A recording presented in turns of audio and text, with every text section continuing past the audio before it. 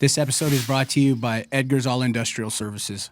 Are you looking for flooring and tile, cabinet and countertops, maybe some concrete and framing, or electrical and insulation? Hit up my boy Edgar at Edgar's All Industrial Services. He's on Facebook. And also hit him up at 806-544-0371.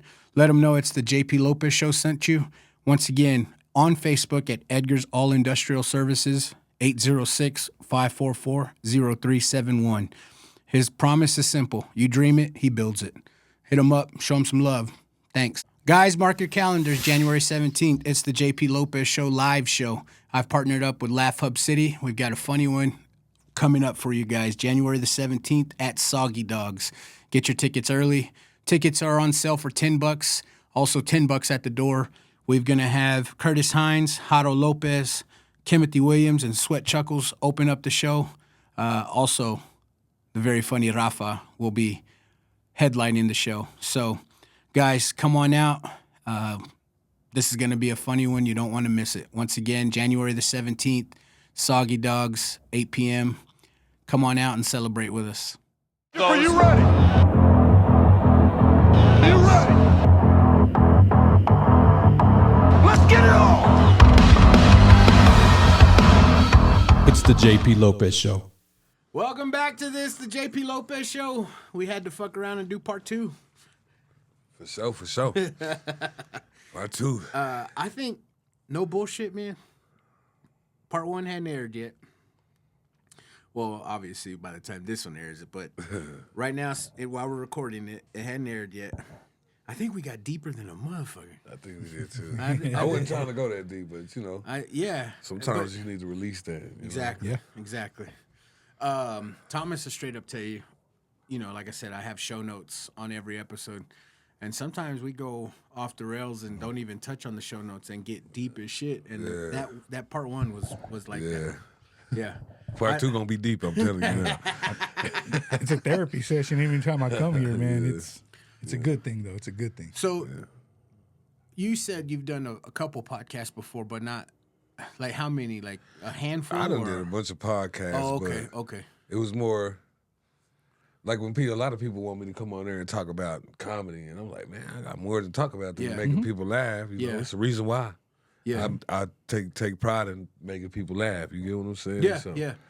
Would you say that the way you bring out your comedy is because of like trauma or? Yeah, I think that's got a lot to do with it. Is, man, I've been dealing with trauma since the day I was on this earth. Mm-hmm. You know what I'm saying? Yeah. It's crazy for me to say that, but for real, I think just growing up, you know what I mean, and. We grew up in a house where we couldn't really, we had to watch TBN and shit and Days of Our Lives and all that shit. You know what I mean? Yeah. So we grew up in a place where it was like, I got in trouble for being a class clown. I'm talking about I got my ass toe up, especially in church. So I wanted to ask you in part one, but we didn't touch on it, but I knew I was going to get my ass whooped. I fucking knew I was going to get my ass whooped, but I also knew that my joke was going to land like a motherfucker. Hey, bro, every time. And And it was like, fuck that, I'm going to take this ass. I made it in my head like, fuck it, it's just another ass whooping. And then I'd crack the joke, and sure enough, the teacher writing a letter home like, man, your son's fucking up big time again. And I knew it. I knew I was going to get my ass whooped, but that joke was going to land, and I was like, fuck. Because I was like, fuck Miss Shoemaker. We had a teacher named Miss Shoemaker. I hated that motherfucker. And I got my ass whooped every day in her class, but every day I came back with a better fucking joke. Every day. It contributed to y'all's legendary status. Because then it was like I wanted to piss you off. You know what I'm saying? I know you're going to, even the days when I did good, she finally come. Man, bro, she used to throw like erasers and shit at me, bro. Oh, like, shit. Hell yeah, they didn't give a fuck, man. We out there in Roosevelt, goddamn, I was a slave, shit. What's that movie? You ever seen that movie on Netflix where it was like, it was 1986 and them motherfuckers were still acting like slaves and shit? Like, that's how I was out there, bro, for real. Well, you say that, but shit, just until, I think 1996? Something like that. Mississippi had integrated prom. Yeah. Up until 1996, they had They two done hung separate my proms. ass, I'm telling you now. Yeah. That's insane, It's bro. nuts when you I think. mean, about I'm it. married and I love her and everything, but shit, that's the type of shit that made me be a class clown. Like, I'm gonna test your ass, see how far. Love made you a class clown. Shit. Yep, man. It was just like, bro, like we grew up, man. We just grew up in the hog pen, like I told you, man. Yeah. We was pretty much segregated from the world. Shit, we didn't know nothing about that. So when we go to school, we not going to school to learn. Shit, we see new kids To socialize. Yeah, like because we had no social life. That's Like, true. Yeah, that's true. Yeah. you know what I'm saying? No, for real. That's why I tell people now, like, man, take your kid to daycare, put them in childcare, put them in pre-K, because by the time they get to pre-K and this kid ain't never been around other kids, he don't know how to interact with other kids. But also too, the kids now, they've been in daycare, in schools. Yeah. They still don't know how to interact with each other. Yeah. Not like we did. Nah, not like us. Yeah. It'll never be like we was, you know. Yeah, the time that we lived through was, I think, a great time because we saw the life, the birth and the death of a bunch of shit. Yeah. Yeah. That's crazy my wife was saying that. Yeah. I mean, we saw the birth of the internet, and in my opinion, that's when our life just went to shit. Because I always say simpler times, man. It was so much simple when we didn't have all the technology right in the palm Yeah. of our hand. Man, do you remember the dial-up and then you had Yahoo Messenger? oh, bro. And you And then when someone calls you and you're trying to download a naked ass titty picture, and they call you like motherfucker. Hey, look, hey, you remember, we was broke, so we barely had internet anyway. Our shit was running slow, so it take you 20 minutes to You download. had that 400 hours Yeah. of AOL CD. Hey, look. You be scared the motherfucker, man. I hope she don't send no freaky shit back, boy. 'Cause by the time you receive that motherfucker, mama done got off work, cooked breakfast, and all that shit. So check this out. We're talking about old school internet. You remember the chat rooms? Hell yeah. 806-224-4444. They give you 10 free minutes. I'm talking, I remember that. I'm Oh. talking like AOL chat rooms. Oh, no, we wasn't that Yeah. advanced. Oh no. Yeah. No, I'm talking like a lot of websites had chat rooms. You just go in there and fuck around. Oh yeah, I used to go to my friend's house to get on it because we didn't have a computer for a while. So. Hey, we was so broke, we was typing on that motherfucking internet with a typewriter, man. Y'all were like the little brother playing the video game with a controller not plugged in. Better not fuck up on that bitch. You gotta start all over. delete. Yeah. Bro, I'm happy to have you back, man. This is fun. I promised you that we would get your story out. Yeah. And so, I mentioned, and you said it was a great segue to your story, but I'd mentioned the topic, but that's for you. See, that's why I like him, man. Came prepared. I mentioned the topic of paying No, I'm good right now. things being paid for in blood. Man. And you said for sure. Because, it goes back in the biblical days, the sacrificial lamb, things were paid for in blood. Yeah. And I'll just open it up to you, man. I mean, things, I say this, and it's crazy, like, happiness come with a price. You regardless, man, and I've been dealing with it all week, you know what I mean? Like, man, that's the blood, you get what I mean? When people say the blood, like, it's like, yeah, man, but some things shouldn't have to shed blood, you know what I mean? Mm-hmm. Just like, we grew up, man, I told you, man, we grew up, we started out trauma-wise, you know what I mean? Me and my brothers, we didn't have parents, we had our aunts, we thought they were young, and they was 60 years old then, so we didn't have support at the games or being bullied, like, and I understand I'm not against bullying what's going on right now, but back then, bullying was crucial, bro. Bro, and it was like, you can't be soft, you gotta be, you know what I mean? So back then, bullying was actually physical. Yeah. It wasn't like the keyboard, yeah, it wasn't no typing or nothing. It was just because you got on some shoes that's not name brand or. It was legit getting your ass Yeah, you whooped. got to get your ass whooped. You know what I mean? I can't play football. I'm best athlete out here. You know what I'm saying? I remember the night that I stood up to my dad, very first time. Shit. And, bro, I just knew that I was going to get flamed for picking a Payless shoe to take to school tomorrow. and I would not pick a shoe. And he was like, "Motherfucker, if you don't pick a fucking shoe, I'm gonna whoop your ass in this store and when we get home." And I'm like, "Well, I guess I'm taking 2 ass whoopings because I'm not picking these shoes." And I think it was then that my dad realized, like, fuck, what the fuck is going on with these kids? And I knew I was gonna get my ass whooped for wearing them fucking shoes in school. Like you couldn't. It's like, you man, I'd couldn't- rather take an ass whipping from you than to go to school. Yeah. You couldn't wear the cheap shoe, and especially a Payless shoe at school. You're gonna get flamed like a motherfucker. Yeah, you better not play dodgeball and think you finna run. You gonna keep sliding across the fucking floor and shit. And I mean, we had no idea what shit cost, but I mean, fuck, bro. You know, our parents didn't have it, but fuck, you better find it, Pop, because I'm not getting flamed for this shit. And it was crazy, like, man, because my younger brother and them, they don't know like where we came from. Like my aunt, now I'll tell you this. Like when we were younger, before the other siblings came around, we had name brand shoes and all that, you know what I'm saying? But we didn't know that shit. We were so young, we didn't know, you know what I mean? But by the time we get to the bullying age, she taking care of 15 kids. Man. Wow. No, and this is the craziest thing. No support.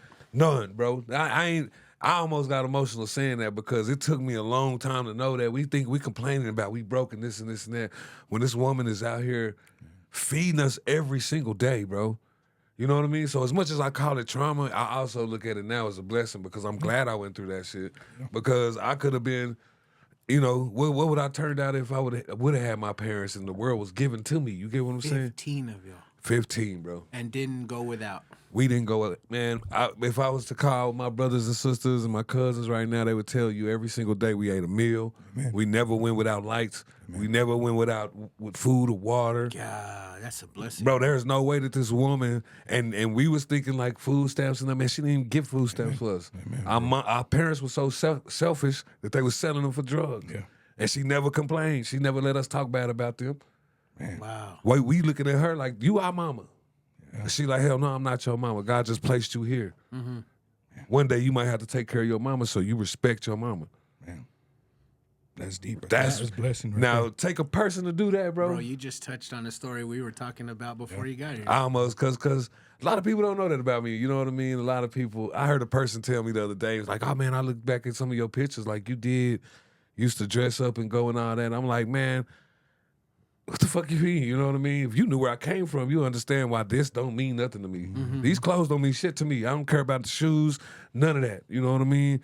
What cares? This right here means a lot to me, and I just feel like I had kind of let her down because I wasn't doing what I was raised to do. I was raised to love, man. You know what I mean? Oh man, and the hurtful thing about it is I love my mom so much that I felt like it was her fault.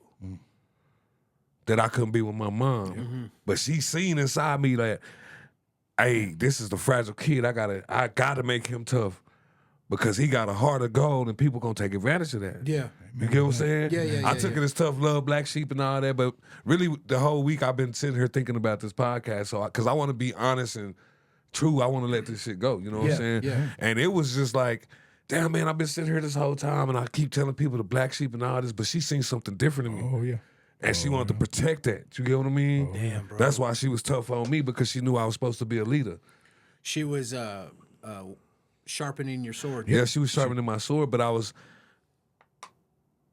think it would have been different if she would have had a husband and he would have let me understand that.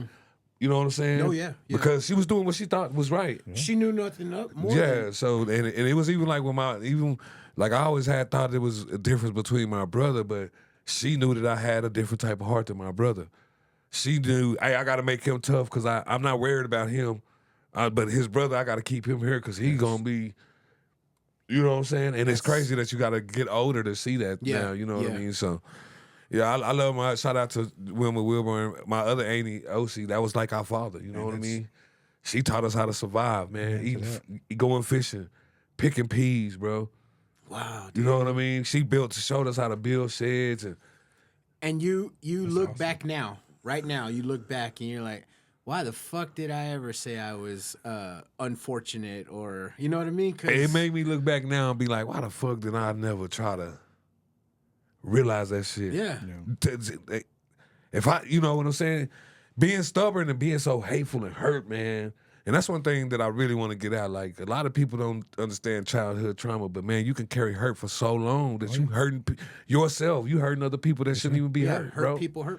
Yeah. You know, and it's like I was so hateful and so angry and so mad, bro, like that I just couldn't. It was a conflict, so I wasn't thinking on that shit. I'm thinking like, man, I wish I can't wait to leave this motherfucker. You know what I'm saying? Happiness was very foreign to you. Yeah, it's always been. It's always been. It's always been. People see me, man, as a comedian. They see me making jokes and laughing and stuff, and that's because I never got a chance to just really say my hurt and let that shit out. You know what I'm saying? Did you feel like you didn't deserve happiness, or it was just so foreign that? I don't think anybody don't deserve happiness. I just felt like, damn, man, why the fuck, why we gotta live this life? Why we? Come on. You know what I'm saying? What did we do to deserve this shit? You know what I'm saying? Yeah, Hey, my yeah. mama, you could have had an abortion. You didn't even have to put us through this. You know what I'm saying? Did we? Man, we out here like our friends. You know, they got their parents, and then we get questions, and they asking us, and we lying. So I learned how to lie. Yep. Yeah. Become a habitual liar because I didn't want to be embarrassed. Yeah. About my mom being on crack, and I met my dad when I was 16 years old. I told you Yeah, that story, yeah. man. Like it's crazy shit. I never thought of that. I never thought about learning how to lie because you were embarrassed. I was learned. Society taught me how to lie. Yeah. You know what I'm saying? Wow, man. Really, to be honest with you, society really taught me how to be a comedian because that's all I had to fight with. You know what I mean? I didn't have the money. I didn't have none of that, but I clown your ass. Yes, sir. Yeah. And that's how I was growing up with JP. I was a physical type of comedian. I'd run into trees and trash cans, jump out of a moving car, Shit, just to get yeah. that. I was crazy. I was not too bad, but it was more anything to get that laugh, right? And I think the last episode, we were talking about it, and sometimes we did that because for me, I didn't want people to know what I went home to. You know, I was raised by a single mother. She's an amazing lady, but she worked and partied, and I just kind of did my own thing. And that trauma, that pain that you're feeling inside, you don't know how to express it. So as long as we can make somebody else laugh, we mask that hurt, you know what I mean? And I had to learn in counseling a little bit through my divorce was we do that because as long as it sounds like you'd be the type of person that can lift somebody up and give them all the advice in the world, but it's because we didn't have that from nobody. Well, the perspective of shit. Yeah. Because that's my partner, man. I grew up with him, right? Yeah. Growing up with him and his life in junior high, I'm jealous of it because I was like, man, he could run the streets, Bro, that's the craziest thing that my man. I swear to God. But he would have switched shoes In in a a heartbeat. heartbeat, In a to have heartbeat. structure like I did. And You I know would what always mean? want to spend the night, and he would always I'll invite tell me. you the truth. I got two friends, right? They sitting at home and they trying to tell me this and that and that. And I'm like, man, how the fuck can y'all be like that? How can y'all tell me that I'm supposed to move on when y'all had a mom and a dad? And they was like, bro, just because we had a mom and dad don't mean that shit was happy. That shit wasn't like what you thought it was. Yeah. And I'm looking at y'all, them like, for real? Yeah. Yeah. He like, man, nah, bro. He's like, bro, man, he started telling me stuff, and I was like, dang, man. So what if I still would have dealt with that? Even if your parents, I don't think, I'm telling y'all the truth, I don't think if me and my brothers wouldn't have never got, and now that I'm being older, I don't think that me and my brothers would have survived that shit, bro. Not with my mom. Amen. Like, Amen. I don't think we wouldn't have survived that. I think that was, as much as I hated it and rebelled against it, I really think that was a God moment. Yeah. Where it was like, that was the best thing. My youngest brother, man, to be honest with you, we don't even really know what his birthday is. Oh, shit. No lie. Wow. See, that's tough when you She just dropped him off on the porch, drove out. We walk outside, it's a baby crying. We're like, what the fuck? We have no idea what's going on. We didn't even know, you know what I'm saying, type stuff. That's why I say it's the trauma, because now that I'm older, it flipped from now I was angry because I'm like, damn, mama, you had me mad at her because she was what you wasn't doing right, when really I should be angry at you. Yeah. Because it was your responsibility. You get what I'm saying? Not angry, but like I really, and one thing that I stopped asking why. I really started, and who told me that? Might have been my wife. I don't know. Somebody said, you know, I was like, man, I just want to know why. And they said, man, sometimes God ain't gonna tell you why, because you might not need to know why, bro. Come on. You know what I'm saying? So one of my greatest friends that I've grown up with, we kind of fell out of touch for a little bit, and it was because when we were kids, I was like, man, this dude doesn't give me a break. Like he's always at my house. He's always wanting to be like around. He's always wanting to, like, and I was just like, fool, like enough. Like give me an hour a day or something. And then it just got worse, and then things got heated, and then we kind of stopped hanging out with each other. And then come to find out, you know, we fucking, you know, came back as boys later on, and he was like, things at my house were not great, bro. And I was like, what? He was like, dude, there was nights, weeks, months we didn't have power. So that's why I was couch surfing. That's why I was at my friend's house all the time. And I was like, bro, why didn't you fucking say that? And he's like, because I didn't want no one to feel sorry for me. And I was like, but that would have helped me understand why you're at my house all the time. Yep. And I mean, we're kids. We don't understand that shit. But also, it's like you said, he had to learn how to lie. And see, that's the thing. Like, I didn't even have to couch surf. You know, I didn't have to couch surf or nothing like that. I made a choice to leave when I was 15 because I didn't want to be in that environment. You know what I'm saying? I felt like that I'm just getting beat down. I'm just tired of this. A lot of pressure on you, man. A lot of pressure. You know what I mean? I couldn't do nothing without my brothers. Yeah.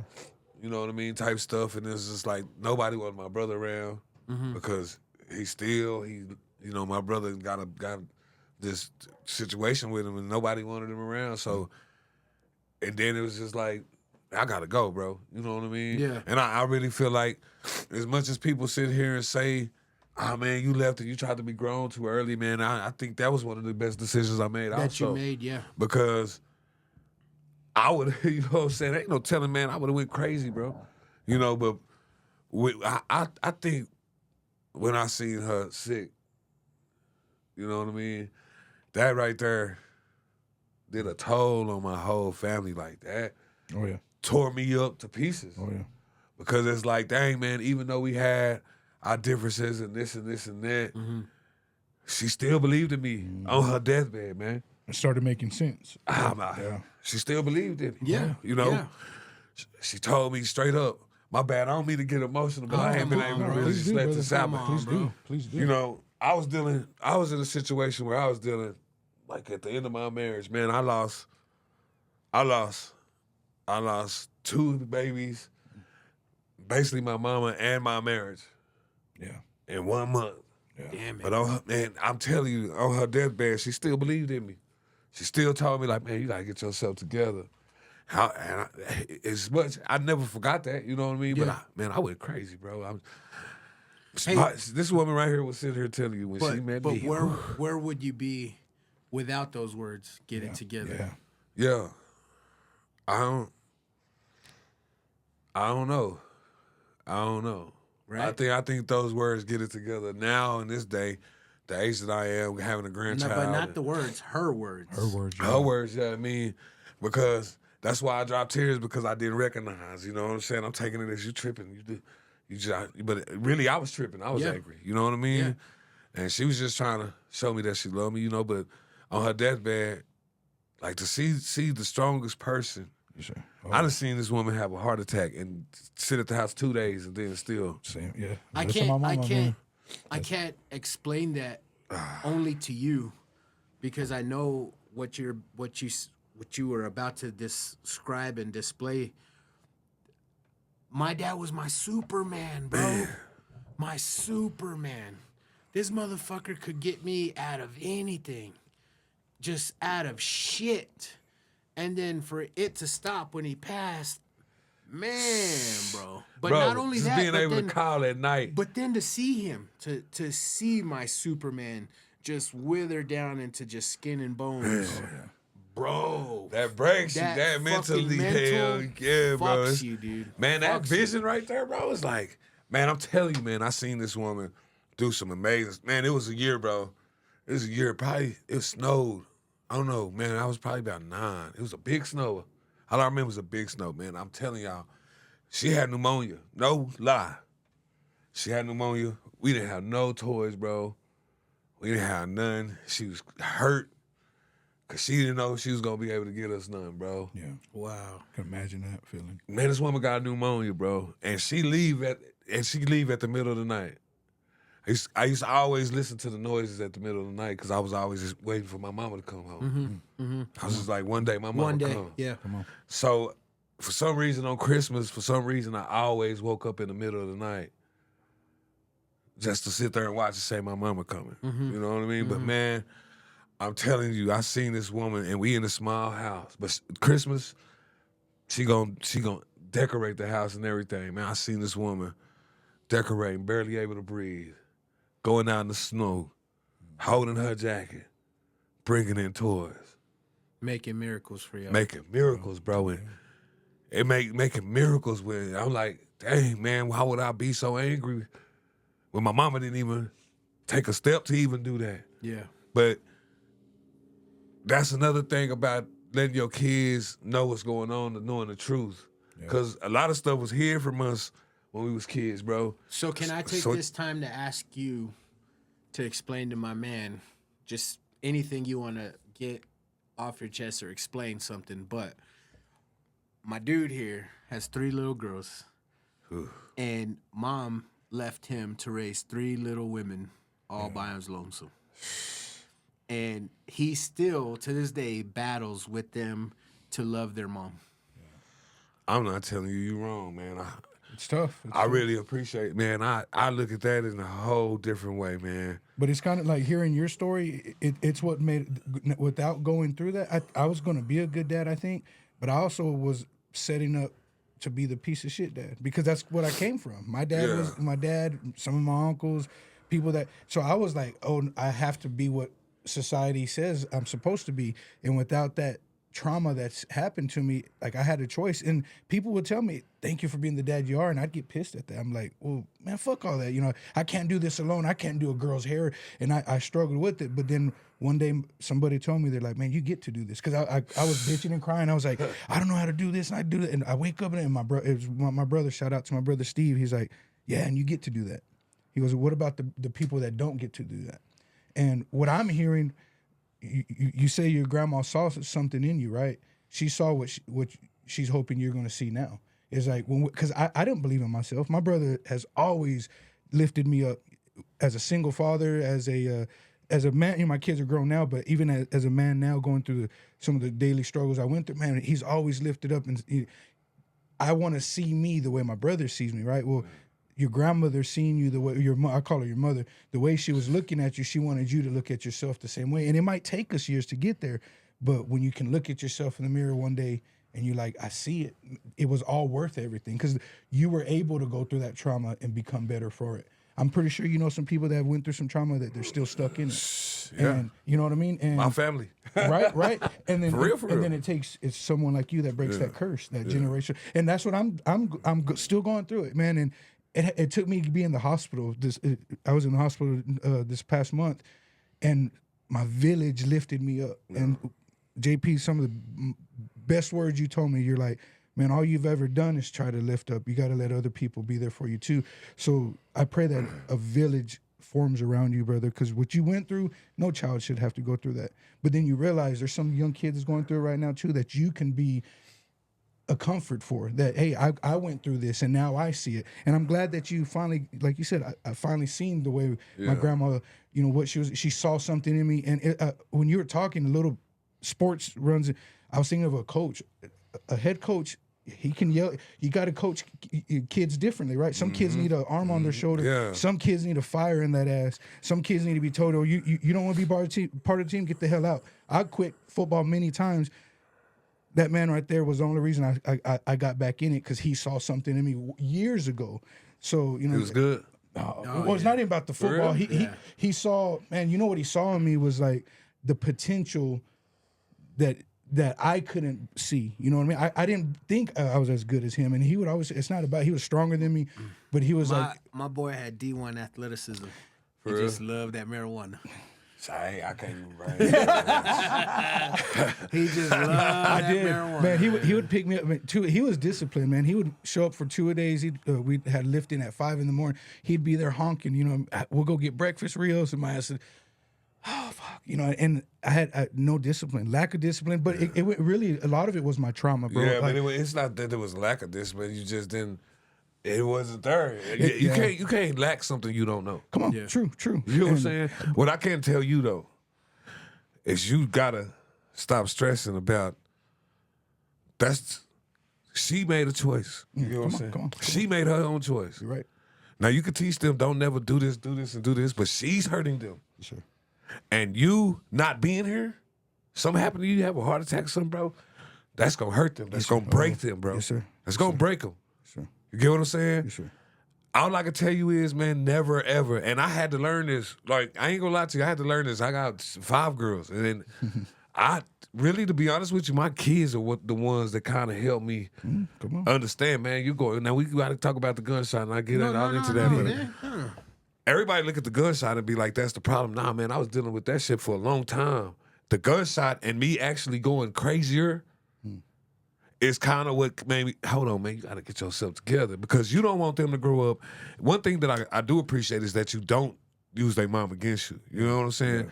I always listen to them, but I always tell them the truth. Yeah. No matter how much it hurt them, yes, sir. tell them the truth. Yes, sir. Let them know the truth. Yes, sir. Because the one thing that hurt is, man, I've been living this life this whole time, and I was thinking that my mom abandoned me. She didn't abandon me. She got busted, and they took me from her. Come on. You get what I'm saying? Yeah. So it's like, all right, man, I've been mad about you being a bad. Hold on, man, we just raising that back then. I think that was a lot of problems with a lot of the kids, is they felt like keeping secrets, and then when you get up and get older, a lot of these people found out that my sisters is really my mama, and my grandma really just adopted me. Come on. I had a coworker. Come on, bro, for real. You know what I'm saying? I had a coworker that she was way older. She was probably in her 50s, and she was about to retire. Her dad had passed away.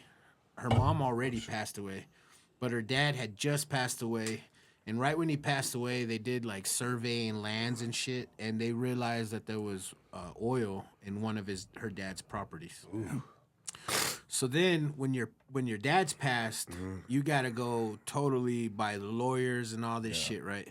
So then her and her sisters have to go get blood work to show proof that they are the dad's children, right? Well, her sisters come back and they are her dad's, and she is not. The dad that she grew up knowing her whole life, he was never her dad. That sucks, yeah. And she's in her 50s, bro. And I bet that hurt her more than. And her mom's already dead. So where's she gonna I don't find even the know. truth? You know what I Where's mean? she gonna find the truth at? It's a crazy thing, man. It's crazy. Hey, that's why, man. One thing that I made sure of each kid that I had, you know. Now I ain't gonna lie.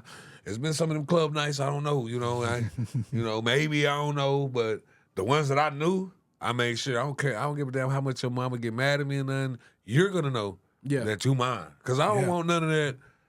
Yeah. Man, people better get back to having family reunions. You get what I'm saying? Yeah. For y'all, because there's a lot of kids going around here related, don't even know they're related. Yeah. Oh, that was Look at Terrell Owens, bro. Yeah. Oh, yeah. He found out that his dad lived across the street from him. Oh yeah, I forgot about He was trying to, he finna sleep with his sister. Yeah. Yeah. You know what I'm saying? That type of stuff is real, man. And it was like, man, I don't just, it's just, you know, but as far as you, man, I commend you, man, because even though it seemed like, I can say this about she was my aunt. She had no kids or nothing, never been married or nothing. I can say that I actually watched God give her a reward for what she did. Man. You know? So you got to understand that you got a reward coming.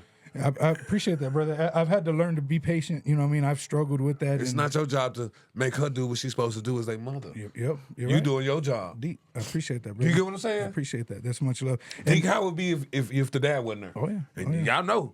Yeah. If the dad wasn't there, your daddy ain't shit. Yeah, you know what I'm saying? And I think that's what helped me in my experiences, like with how you went through it. Because my pops wasn't there. Now everybody loved my dad. You know, my dad was a good people to everybody else, but to his kids, he wasn't there. So, at a young age, I told myself if I'm going to be a better dad. Now, at first, I wasn't. Man, it kind of goes back to what you're saying, being honest. I had to be real with myself. I labeled myself the POS, a piece of shit dad, because I knew I could be better. So I had to make a conscious choice of like, if you know better, do better. But how can you know something that you never had? Right. And I think through the experiences, that's kind of where I was trying to put Do you it get what I'm together. saying? Oh yeah. Like even though your dad was around too, right? Yeah. You seen his dad? Oh yeah. I love his dad, man. But yeah. your dad didn't teach you how to be a dad. For real, brother. For real. His dad could only do so much, but his job was to take care of him. Exactly. So what you got knowing from a dad is just what you seen. You're right. get I what was I'm taking saying? notes. Yeah, I was taking notes. Yeah. Guess who taught me how to be a dad? My aunt. Yeah. That's who. My dad didn't teach me that. I didn't. You know what I mean? Thank I'm gonna tell God you for your something. aunt, man. Thank I'm gonna God tell for you your something crazy, man. And I love my kid to death. You know what I mean? The first kid that I had was because I ain't know how to wear a condom. Yeah. No, yeah. So I was embarrassed. I'm like, shit, nah. I really didn't know what I was doing. Yeah. I ain't know that. Excuse my language, but I ain't know that a woman could get pregnant from pre. Yeah. You know what I'm saying? Yeah. Now here I come, 17 years old. Man. I got a baby. Man. Wow. My coach wouldn't even. My coach, I mean, Esther Cotton, man, they did me though. That it was like, man, my bad that day. So I got to get punished for my mistake. Yeah. You know what I mean? Yeah. And that's tough with already the stuff you're already dealing with, that 17-year-old, the pressure of being a father at that age. My brother had a kid when he was 15, all the way to birth, and the baby passed away at stillborn, and that messed me up. Yeah, that messed me it up. It really did. I've had stillborn too. And my brother Steve, man, I love him to death, and he's ornery, crazy as shit. We always give him stuff, but I seen that personally. It fucked my brother up, brother, and for years. But to see where he's at now, he has other kids that are grown up, successful. But we keep, my nephew's still deep in my heart. I'm gonna see him again one day. But I had to get over that, And it's funny that I even brought that up, because in the back of my mind, when I try to be a better parent, I think of my little nephew. That I never, I just saw him at the funeral, and it made me want to be better. But you're right. How can you be something that you don't know? I think that's what kind of sobered me up. You know what I mean? Okay. It made me be like, man, hold on, man. Your kids out here embarrassed of you. Your kids embarrassed of you, bro. Damn. Like I was so messed up after getting shot, bro. They hated seeing me come home. You know what I mean? Yeah. It was almost one night. It was You one were a night, nuisance. and this is when I knew that I was kind of changing. One night, the cops was calling. I told them to take me to jail because I was tired. I just want to go lay down. You know what I mean? And I'm tripping, and I don't know why. Like, man, I was a nuisance to myself, but to my kids embarrassed of me. Man. I don't have a conversation with my son. And kind of what really kind of just took me back in was my son's mom committed suicide. Oh, shit. Wow. And I'm like, damn. Man. What if I'd have died? Yeah. You know what I mean? Like, what if I'd have... And my son told me that, man. Bro, when I say that shit broke me down, bro. Because I'm trying to... I'm not looking at... I'm doing the same thing to him that I felt like was done to me. Come on, man. You got to be tough now. Come on. Nah, man, it ain't about that. Some of y'all got to stop being... It ain't always tough love. Tough love is good, but it ain't always necessary. You get what I'm saying? Like, 100%, I had to look at my bro. son and be like... my wife always on my ass and telling me, and I didn't recognize that when his mom died, and I seen him going to the same place mentally that I was, that tore me up. Man. And I was like, hold the fuck up. You know what I'm saying? I gotta chill. Yeah. Man, but you owned it. That's the I beautiful owned it. part. That's the beautiful part. And my son told me this, because I thought my son was on, I didn't know, bro. I was going crazy about my son. I hadn't heard from him for, how long was it? It was months. It's probably about 4 or 5 months. I hadn't heard a word from my son. I was going crazy. She didn't know. I didn't tell nobody else. I was going crazy, bro. My son came one night. He's like, yeah. Talking. I'm like, man, he said he was going to graduate before December and this and this and that. My son pulled his wallet out, and he's 17 years old. He got his electrician license. Oh shit. Bro, that shit right there, bro. When I tell you, bro, that took a weight up off of me and let me know you good enough. Yeah. You doing something right. You know what you're doing. You just gotta listen to yourself. You know, you're not crazy. No, yeah. You doing something right. Like the fact, man, I got a granddaughter with my kids. Me and my kids have conversations now, you know what I mean? No. So it's like, hey man, I've been angry this long. I done ran a lot of people off, but I can't die knowing that. But you said something that hit home like a motherfucker. Like, your life was chaos that you would have chose to go to jail to rest. Yeah. Bro, Yeah. my mind was so crazy, bro, that I just wanted to go to sleep. Wow. That's it. Like, No charge, no nothing, none of that, bro. a lot of Just, people won't understand that, though. damn, man, I gotta get the fuck away. You know what I'm saying? I A gotta. lot of people don't see the just or the reality in that. Like, And that's what? that's Like, probably what? when I realized, and I just start going fishing, bro. Like, hold on, man. You got to get away from everybody else and everything else, and you got to go sit your ass down and talk to you. Turn down the noise. Turn down that noise, bro. Did you find peace out there Shit, fishing? man. Every time, man, I want to go tonight. Well, fuck, we got the weather for it. I want to go tonight. I told my wife, I said, shit, we gonna just go barbecue at Buffalo Lake, get the Shit. jet skis, shit. Tomorrow's Christmas Eve, and it'll be 82. A white Christmas, shit. Fuck, It's gonna be a man. hot motherfucking Christmas. It's gonna be some musty motherfuckers. We're about to see what the Miami Christmas is Yeah, like. for real. And that's exactly what because I've been down there in December. That shit is just like this. I Yeah. swear to God. I'm like, but yeah, man, I started learning. I started learning like, man, I gotta go talk to myself. Like, I had this. I'm in counseling, and this dude, Amen. I don't know what the hell. He was just an old man, bro. Yeah. And I could tell that he could read me because I'm telling you, 5 minutes into the conversation, he said, "Ooh, I got to do a work on you." Oh yeah. Oh, shit. He met his match. Yeah. But it was one video that he showed me, and it was a dude talking about marriage, and said in this video, he said, "Man, a woman, and a man, they got a box. A woman, she won't put everything in that box." Okay. In that one box. A Yeah. man, he got one box for one thing. He got another box for another thing. So I don't want to take this and put that in my box. Yeah. So I'm sitting here like, damn, okay, this is what it is. And he taught me this mechanism, and I don't think people know. It's called the count mechanism. Hold your breath. You count to 5, hold your breath. While you're holding your breath, count to 10, then count to 15 while you're releasing it. And when I tell you that it has worked for me, In a lot of in a lot of different ways, bro. I don't know what it is. I don't know. I hope I ain't losing brain cells doing it. But I smoke weed anyway, so you know what I'm saying. But it has worked for me for a lot, bro. Yeah. Like I have really been able to contain my attitude in a way. Now I'm not gonna say I'm perfect because I will. You know. I mean, you who know, is perfect? You hold it in for so long, you Yeah. gonna blow up. You know, Yeah. eventually. But I'm glad that I can bring it back to a point to where it ain't like I used to be. Because I get pissed off, bro. Go get drunk for a whole weekend. Man, when I got shot, I was so crazy, bro, that I'm in the snow riding down the street with a bottle of Hennessy and a blunt, showing the cop, smoking this motherfucker. I'm smoking while he stopped me. This is how crazy I am trying to go find this dude. Damn, bro. That's how crazy I was, bro. Man. Imagine. So somebody try to take your life, when you don't, when you at a point to where you know you almost lost your life, I can't live again. Cause I tell people I got a new birthday. I'm only 5 years old. You know what I'm saying? Mm-hmm. I can't continue to be the same person I was when I got shot. That's probably why I got shot. Yeah.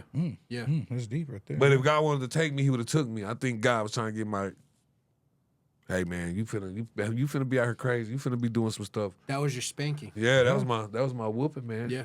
Because I was yeah. That's real, man. When you talk about spirituality, man, you can't be angry at God. Don't you can't piss God off. That's the most dangerous shit you could do. Yeah. And if you don't believe in God, whatever God you believe in, don't piss him off. Yeah. for No, for real. For real, for I real. agree. I've you're right, brother. Yeah. Man, a pissed off God, man. Man, I was so mad, man. Man. Especially with my mom. I call her my mother, you know, when she died, when I lose my kids, I lose my marriage. The church turned it back on me, I felt like. Talking shit about these people, bro. Yeah. You know what I'm saying? And guess what? Them same people was the ones that was praying for me. Mm-hmm. Them same people was the ones calling and checking on me, you know? You're supposed to fear God Yeah, and like fear the mess out of him, right? yeah. That don't mean be scared of them, though. No, fear him, right? Yeah. Yeah. But how I'm supposed to fear him, and I'm questioning him, and I'm pissing him off? Man, I'm fucking up, bro. I'm fucking up. You should be fearing yourself. Yeah. You know, yeah, man. But it wasn't. I wasn't conscious, bro. I was unconscious. I say that I was unconscious for a few years, bro. Yeah. For about 5 years, You I were was on autopilot. Yeah, man. I sit here, man, the other day, I kind of got embarrassed, and I'm like, damn, I don't remember half of the shit that. You like when you're driving and you pass the street light, like I don't even remember. I don't if that even remember was it was red, red, green. Yeah, that's your whole exactly life, how. That's your how my fucking whole life. 5 years was. Like, damn, I really don't remember this. Like, my wife would say something, I'd be like, man, I don't even know what you're talking about. Yeah. You know, I know she ain't lying because she brought it up. She bring it up several times, but and that's dangerous, man. And I'm glad I came from that, man. I'm glad I was delivered from that. Yeah, I was about to say, I'm glad you're here, man. I'm glad you're here. Would you say, like, I recently heard that life is about losing, and I don't know if I agree with that. I don't know you about know, that people were saying, not people. This guy on the podcast was saying, life is about losing friends. Life is about losing your parents. Life is about like just a bunch of losing. And I'm like, man, I don't know if you can look at life as losing because, man, I gained a lot of shit in this life. Yeah. I believe we have seasons and chapters may turn, but I think if it's all about losing, you're missing out on all the things you're Exactly, gaining. And right? Like you can't focus on life as losing. Even when you're winning, like you know. And maybe that's where I was before we reconnected, P. For real, bro. Like I had looked at all the negative, woe is me, because to everybody else, I was a good guy, you know, a single dad, I was taking care of my mom. But I think, you know, I've told you before, I was like, woe is me, when's my turn coming? Or Bro. You know what I mean? And then, man, it might take a process. I think I was maybe a little bit dead too inside for a few years, and I'm grateful for the people that God has put in my path, and I'm even more grateful for the people He helped take out of my life. Mm-hmm. You know, the ones that I chased and that I didn't understand, that I would never shut that door. It had to be shut, and I've met so many great people and their families, and even through the podcast, man. Replacement of that, for real. Without a doubt, brother. Yeah. And would I have gotten here had I just kept chasing or kept living that? So I had to own it too, and I still struggle with it. So when you say you're not perfect, you sitting next to the one furthest from being perfect, and that's okay. You know, I don't think we're meant to be perfect. I just think we're meant to be better than we were yesterday. And it sounds like you're a lot damn better, man. And I'm like I said, just getting to meet you tonight. It's like, hey, I'm glad you survived what you went through, brother, and that you chose to survive. Because it sounded like you and me both. We could have easily said fuck the world, right, and checked out and become everything that society said we were supposed to be. You know what? As much as it's crazy, even the dude that shot me, man. Today, if I seen him, man, I forgive him. Yeah, man, come on. I don't want to. I can't keep living with hate. With hate, bro. That's deeper. I can't. Then to find out he was a 15-year-old kid, it was kind of like, man, damn, was it really his fault? Damn, bro. You know what I'm saying? What was it really his fault? Can I really blame him? You almost could understand. You get what I'm saying? For real, dude. Because I know for a fact if he'd have talked to me 10 seconds, he wouldn't even wanted to shoot me no more. Yep. He'd have wanted to talk to me. Come on. I'm one of those people, she'll tell you that, man. When I go to the store, McDonald's, or whatever, and somebody at the register and they looking sad, you can't have that. I can't have that, man. I gotta make you smile, man. Yeah. Smile, man. And I very seldomly get somebody that won't make me smile. Yeah. But if they see me again, they already smiling because they know what I'm finna say. Yeah. That's my job. I feel like that's my goal on this earth. If I can get one person to smile a day, regardless of what I went. And what's so crazy is a lot of my I don't have to write my stand-up down because a lot of them true stories. Yeah, You hear what I'm saying? That's what's crazy. Y'all think it's a joke, but I'm really out here telling you the truth. Yeah. I might not tell you exactly who it was or what it was. I'm telling you the truth. I'm the same way, man. I'll go to any public place, and I it's not that I see them sad. I just like to shoot the shit. You know what I mean? I just, and it's like you said, I'll shoot the shit, be cool, and next fucking day or whenever I come back, they're already smiling when I walk through the door. You know what I mean? Like, and they're always like, oh, this is that guy who's always on some bullshit. But I'm just trying to make them laugh, you know? And that's why I say you never know the impact you put. I've heard many people through the podcast, people you've met, I've met, Like they love the way we all talk, or even when other guests are on, how you have something that makes people want to be themselves around you. And yeah, the world needs more laughter, man. And when you can laugh at yourself, at each other, at the way things are going, but you have other people that can laugh with you, man. It is. I say it. This is a therapy session. I'll come to this place, even at the old studio, man, and then I go home just like, man, I need it. It's free therapy. You know what I mean? And even my boy Sweat didn't even want to come last time. So He was under the impression that it was a different podcast. I thought it was a different podcast. Hey, I'm really coming over here to talk some shit. Hey, man, listen here. Let me tell y'all, man. I need my. But he's like, man, I don't even know that motherfucker. But this is the crazy thing. I'll tell you this one thing. How can I be still mad at this kid for shooting me, but I can't be mad at the LPD for putting me in handcuffs? Yeah. Put me in the back of a car. If it wouldn't been for her, I would have died, bro. Yeah. Damn. It took them 38 minutes to come get me. Oh shit. And I still got to walk around here and trust that the police going to protect Yeah. me to this day. So I can't forgive him. Yeah. You get, because your job is to protect and serve. Yeah. Yeah. You know what I'm saying? It's crazy. I'm going to tell y'all something crazy. Even after the ambulance got there, they still got on the ambulance trying to ask me, what did I do? And the dude paramedic had to push him off and tell him, nah, bro, I got to get him to the hospital. Yeah, we got to work on He saving his died. life. Yeah, that's crazy. Golly. Still being integrated. Am I lying? Interrogated. When I woke up, 10 minutes after I can't even talk, the laws came and tried to interrogate me. Fucking A, man. You get what I'm saying? Yeah. Now, this is the craziest thing about that. If y'all go Google this story, y'all never gonna find the story. Why you can't find it, man? We done been downtown. We done called Austin, all this. We cannot find the police report or nothing like that. You know why? Because they thought I was gonna die. No, you're a statistic. Yeah, you're a stat. I was a statistic. Hey, man, if he died, we ain't got to say nothing. But I think that's why God was like, nah, man, I was built for this, bro. There's certain things that you built for that people can't go through. A lot of people couldn't have went through what we went through Amen, as brother. as kids. Amen. And it's not their fault. They just, God built us for something different. Yeah. You know what I'm saying? That's why I was like, man, my uncle always told me, man, it don't matter how people treat you. What you going to be judged off is just how you treat people. Come on, bro. Tell me if I'm wrong for this. There's no report on you being shot, right? Ain't nothing. Because your story's not written. Yeah. You're writing your story. I'm writing my story, bro. I'm writing my story. That's how I see That's it. why I wanted to come over here and be like, yeah, 5 years ago they said I wasn't going to talk no more. Yeah. They told me they was going to have to teach me how to speak again. Amen to that. And who brother. you are. I went to a Making point where I motherfuckers couldn't even laugh. talk. I couldn't even sing. For 5 years, I just told God, man, if you give me my voice back, that's all I want.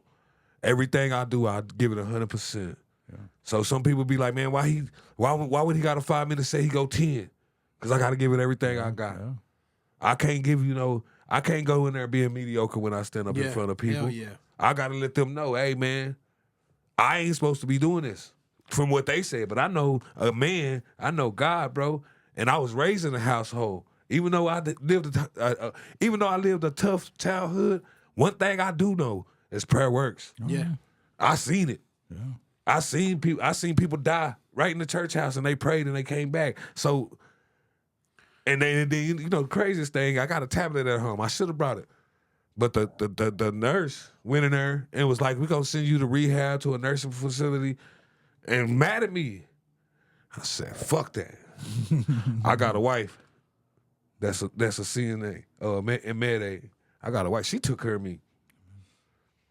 She took care of me. You get what I'm saying? Yeah. I got a wife that could do that, and I know God. That's what I'm saying. You're writing your story, man. So, man, it was like, man, bro, I'm telling you, man, when I woke up, and as soon as I woke up, I tried to get up. She, you know what I'm saying? She's like, you hard-headed. That's how you guys got shot in the first place. You hard-headed. But I just was like, hell no, this ain't me. This ain't, hell no. If I was going to die, you shouldn't have never let me wake up. If I wasn't going to be able to do anything else again, then y'all should have just let me die. Because now I'm about to Because light now I'm shit up. finna show y'all ass. You get what I'm saying? And so that's why in this comedy stuff, people got to be careful when they come and sweat chuckles about stuff. Because, hey, man, I promise you, every time y'all give me the mic, I don't give a damn if I'm hosting, but y'all give me 3 minutes, I'm going to make it hard. That's my job.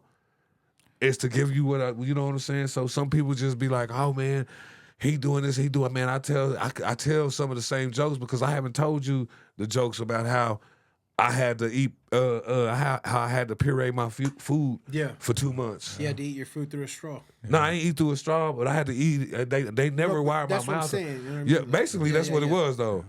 So your pain became your purpose. My pain became so it's like nah. And some of the stuff that I should have been listening to the doctors, it kind of came back. But one thing about it is, man, when a doctor looks at you and records you and tell you that you are amazing, you knew you was built. It wasn't no matter what y'all would have did to me, I wasn't meant to leave this earth. Mm-hmm. You get what I'm saying? Mm-hmm. I think a lot of people got a time and a place. Oh yeah. God got a time for everybody. Oh yeah. But these young kids, y'all rushing y'all time. Y'all rushing y'all time with y'all freedom. You know how many kids gonna be growing up that ain't got a dad because they done got killed behind these guns? You're absolutely right. These young kids are rushing their life. So I blame society. Yeah.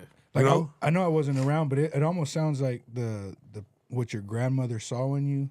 You're walking in that now. You know what I mean? So I'm gonna tell you the craziest thing about you saying this. I never forget when I woke up. I asked her. I said, man, why they have me on this little old fluffy pillow and stuff? She's like, what you talking about?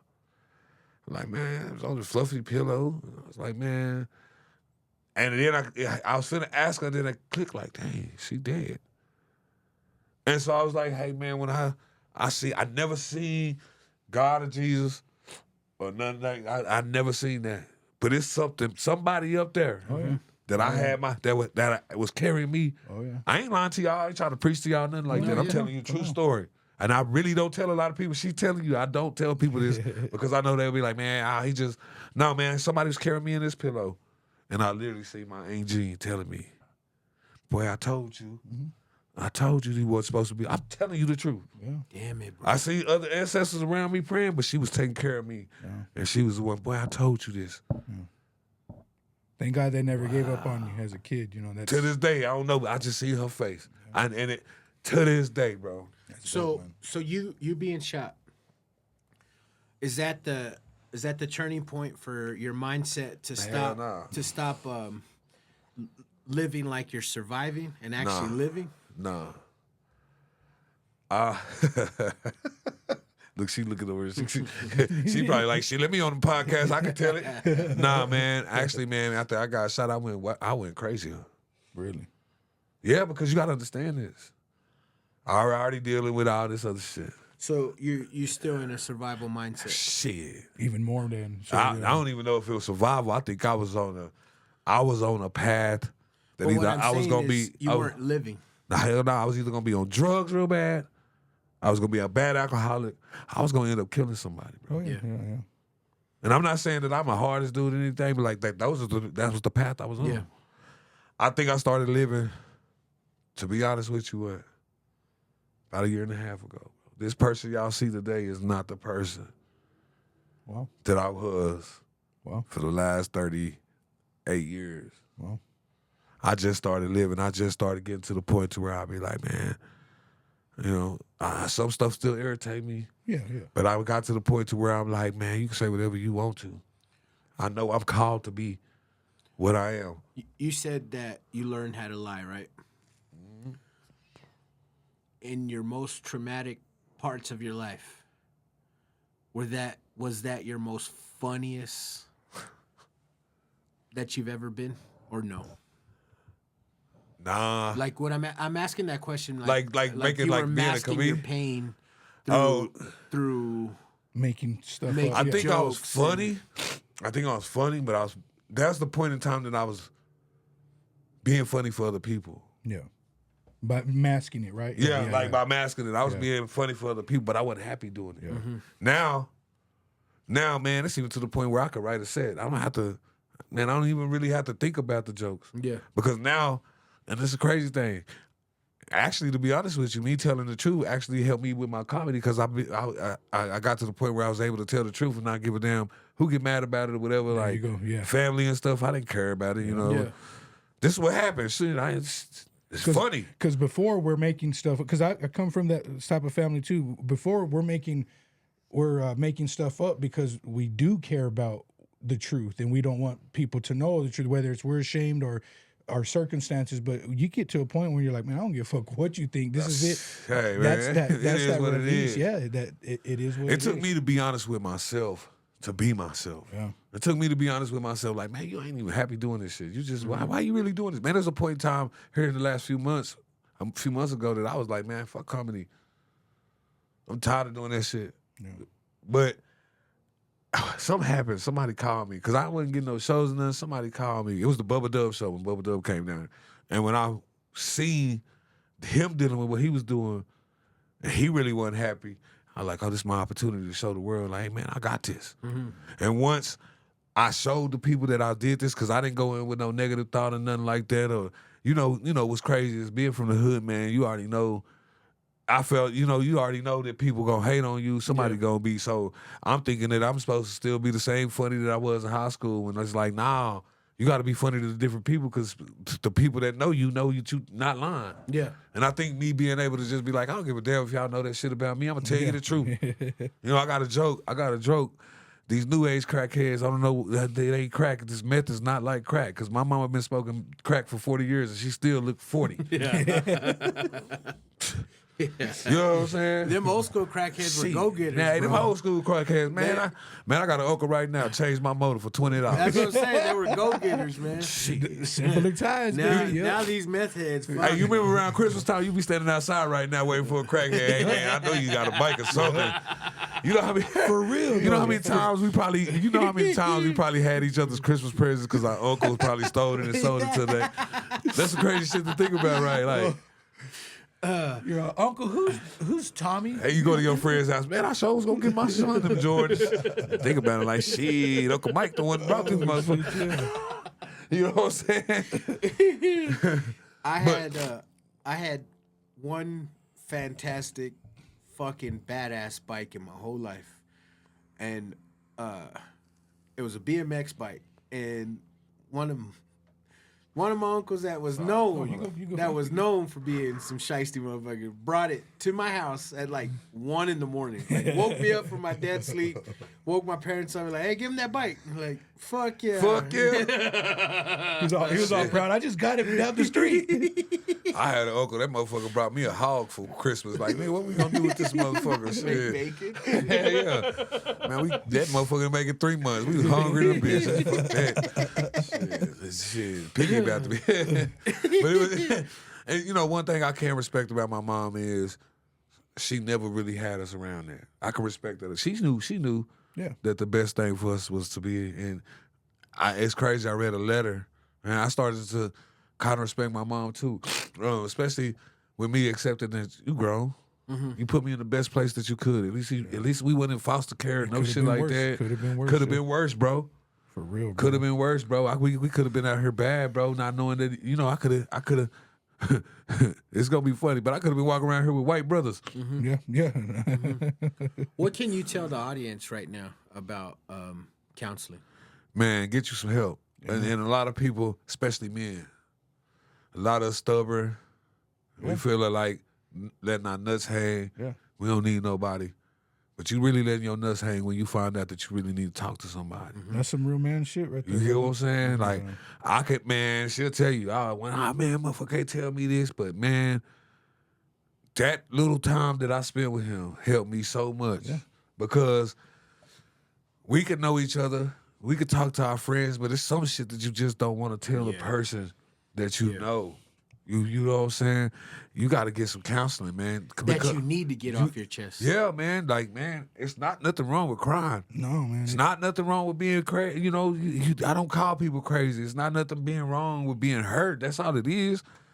And being hurt is almost an addiction. Lying is an addiction, bro. Everybody talk about drugs and that's addiction. Nah, man, let's talk about addictions. What causes you to want to do the drugs, right? You know what I'm saying? Man, one thing I hate is I ever learned how to be a good liar, bro, because that became an addiction. I started doing it. It hurt me in my marriage and relationships. For real, brother. You get what I'm saying?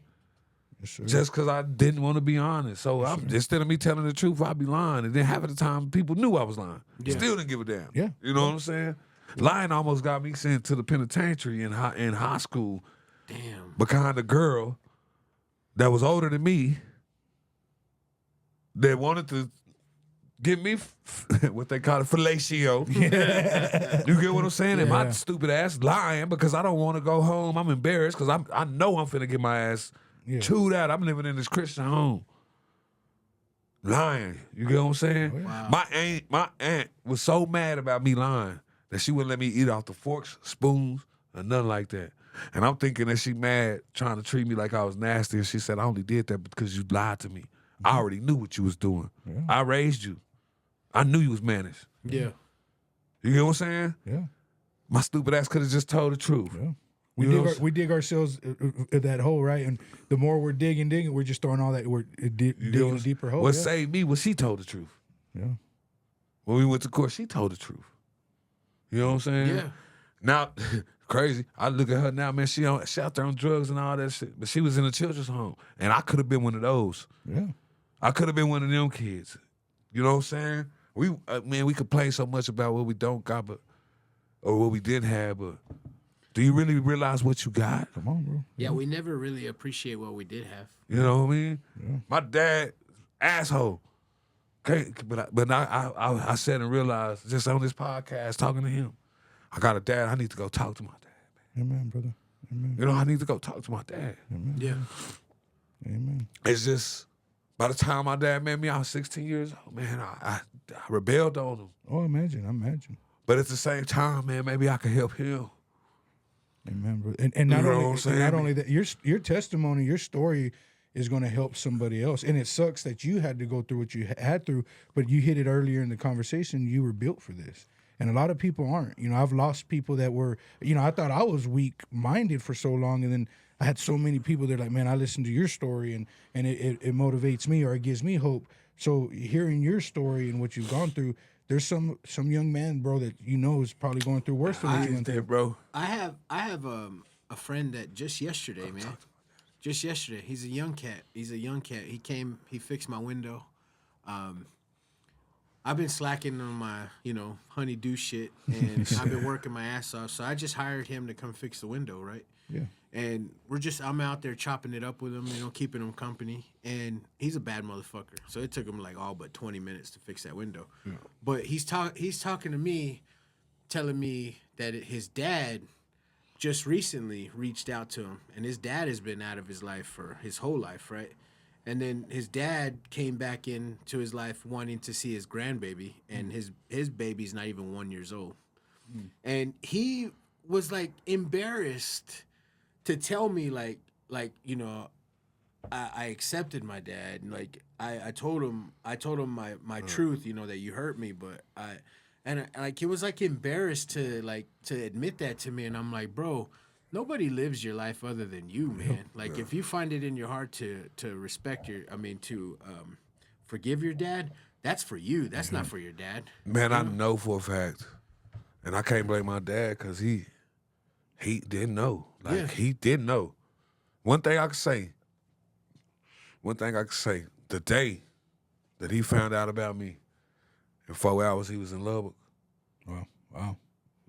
And you said it was you that rebelled against him? Yeah. Hell yeah. I understand. And I rebelled, bro. I rebelled. I imagine. I was just, but I mean, when you listening to these different type of stories and you don't know the truth about what's been going on, you actually be mad at everybody. Yeah. It wasn't just my aunt. The only person I didn't rebel against was my mama. And that's because I felt like people was hating on her. When in reality, if I was going to be angry at somebody, that's really, Yeah. But I tell you this, man, just sitting next to you listening to that, man, sometimes you just gotta suck it up and be like, you know what, man, I ain't a kid no more. So however you feel, whatever you feel, I love you enough to accept how you feel. But I think us being older, we, especially in my situation, I don't even know how we got here, but I'm glad we did because I ain't really faced that neither, man. I ain't talked to my dad about 8 months. I pass the house every day. And something tonight's telling you. Yeah, man. I was already feeling it, but my dad, it ain't too many more days I could wake up expecting him just to be here, bro. Come on. And I can't, what's crazy, man, is the night I got shot, me and my brother hadn't talked for 2 years. And I had told her, man, I was like, man, I got to talk to my brother before I go. Yeah. Wow. And I was rebelled against that, bro. And the person that was seemed the most worried about me outside of her was my brother. Yeah. It's going crazy, bro, like going crazy. And it's just like, that's why I wanted to come here so much because I know I was going to feel way better, man, when I leave here. I came in, man, it's been a tough week, man. It's been a tough couple of weeks just dealing with life and trying to deal with yourself mentally. But I can't keep talking about what everybody else doing and I'm not doing what I know I'm supposed to do, Yeah. It ain't my, I could be mad at my dad. He's still my dad. Yeah. Oh, yeah. Yeah. I could be mad at my brothers. They still my brothers. Because it's part of the healing. I think this was supposed to happen for a reason. Yeah. I appreciate Same. y'all, For man. whatever My reason bad. that is, Oh, yeah, it's no, for don't a apologize. reason. But what I was getting at about my homeboy is like he felt embarrassed to tell me that he forgave his dad. Like he honestly thought I was gonna be that person to say like, nah, dude, fuck your that dude. dad. Yeah, Like, exactly. nah, dude, like Can I still ask you hate something? your dad. I just don't. Man, it's hard for me to forgive. Remember, forgiveness isn't about them; it's for yourself. And, Yes. and people tell me that, and I'm like, I don't want to hear that shit. But you don't have to necessarily forgive your dad. How do you, it's like forgive and don't forget, but I think I just want to forgive so I can forget. Yeah. You know what I'm saying? Like, it's like I'll be like, I forgive, and then it come back. Oh yeah. You know what I mean? Oh yeah. It's I think not being able to forgive hurts you as being a man too. It hurts you with your attitude and But also being a kid, suck it up, suck it up, yeah, suck it man. up. We're not taught how to fucking like deal with our emotions, bro. Bro, that's one thing. Now, that's one thing that I can't say as a child. Shit, it wasn't none of that. Hell no. And I don't think, I can't say that it was my aunt's fault because, shit, they didn't have kids. Yeah. Regardless, man, you could be a foster parent, all that, until you physically have, I feel like, and I'm not a woman, I can't say that, but until a woman physically carries that baby for 9 months and has that baby and has to stay up at night, they don't fully know. You get what I'm saying? Yeah, my little sister took care of my daughter, but she still didn't know everything that she needed to know as far as being a mother, because I don't think being a mother or father is something that you taught. That's something that you learn. Yeah. Oh yeah. Like, I don't think my dad ever realized that kids could have bad days. I don't think that either. I don't think none of our parents realized Because, that shit. there was days I come home off the worst day of school, Worst day. And he's like, motherfucker, what you moping about? You blah, blah, blah. You got a Nintendo, you blah. And then there I That go shit get didn't mean nothing to me. my ass whooped because I'm in a shitty mood for having a bad day, Hey, when he said that shit, make you want to throw that motherfucker up against the wall, didn't it? Yeah, like, Fuck this Nintendo. Sometimes, what's crazy, man, now that but we, as kids, we never were taught how to deal with our emotions. Yeah. Just suck it up. do you know how bad I wish I could go back to the life where being broke didn't mean shit to me? Come on, but you and I both. Do you know how bad I could Exactly. go back to? Do you know how bad I want to go back to that country When- and have me 3 pair of pants? When The simple I life, hear yeah. ignorance is bliss, I always revert to going back to being broke. Yeah. Man, bro. And not knowing that I was broke. I want to go back to the point to where I didn't give a damn. If I see this tree out here, I know I can swing on that motherfucker. So that's my only worry in the world. You get what I'm saying? And I think that's part of our journey is like we want to get back to that, and that's when we catch ourselves. Who's to say in a day or two you and your old lady go to a park, right, and you catch yourself on a swing? You know what I mean? Sometimes you need that. She'll tell you. Right now, I'm still a kid. Yeah. We grew up in Arna Benson. The hardest part of our childhood, Take that legit, bro, was trying to find $1 for tomorrow's swimming pool. Man, listen here, bro. That was the hardest part of our day. Come on. Man, that pissed you out so bad. But you found that motherfucker. Yeah, fuck yeah. yeah, we found Hey, I that didn't care if dollar. I had to walk down the street and pick up every goddamn penny. I don't give boy. a shit if I'm paying in pennies. Shit. He would call me the night before. He'd be like, "Hey, bro, did you get your 50 cent or your dollar?" I'm like, "I got it." And that was, he brought that up, and that gave me chills because you look forward to having a got fucking chills, too. dollar. You know what I mean? Yeah. Hey, bro, because going to Fiesta, Oh yeah. get that 50 Yeah. cent candy, Oh, man. yeah. Say, it be hard as shit, too. Shit been out of date. Shit were been out of so date happy. for 5 years. It's gonna last forever. Hey, you know them little straws, them hard than the mother, but once you get enough spin on that motherfucker, it's right. Hey, man, I'll tell you, you remember I'll tell you what I miss. You remember the little bags, the fruit bags we got for Christmas? Oh, yeah. the It had brown like, bags. yeah, it had the brown bags. Yep. Man, With the why they peanuts. don't do, man, with the peanuts, that apple. For some reason, that orange was always good in the Yes. motherfucker. Bro, these kids don't understand that fucking Christmas. You remember the little thing in our house? They called it a nigga toe. I don't know. It's like a little walnut. You know what I'm talking Yeah, about? I Oh, know you put it in the lemon? And it looked just like my big Yeah. toe, didn't it? And you look down at it Put like, it in the hell yeah. lemon, right? And it made it salty. Hey, we didn't put it in. We didn't have lemon shit. Crack that motherfucker with a rock. It was salty, right? Hell no. I don't Well, know. with the lemon, yeah, it's exactly. But like you said, if you didn't I have a guess I don't lemon, know what you're talking about then. Hell no, shit. Y'all would see y'all different. Y'all had different meals and shit. We put that motherfucker some water and drink this shit. But really, you- really, No, it's like a hard walnut. yeah, yeah, I know what you're talking about. And I I never don't knew know what if it it was was for. salty or not. Maybe Okay. I was too hungry. So okay, we would, yeah.